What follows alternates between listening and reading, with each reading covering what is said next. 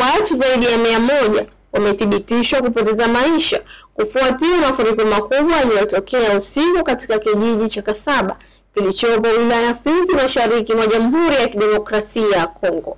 Tukio hilo lilisababishwa na mvua kubwa iliyonyesha kwa muda mrefu ikisindikizwa na upepo mkali na kusababisha maporomoko ya ardhi yaliyozikwa baadhi ya nyumba.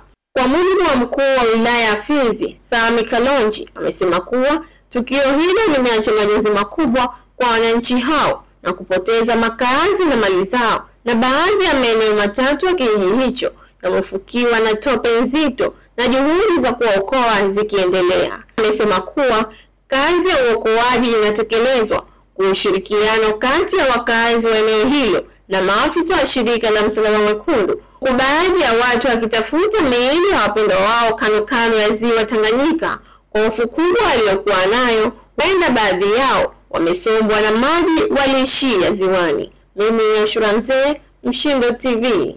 Usisahau kusubscribe, kulike, kucomment na kushare. Mshindo TV.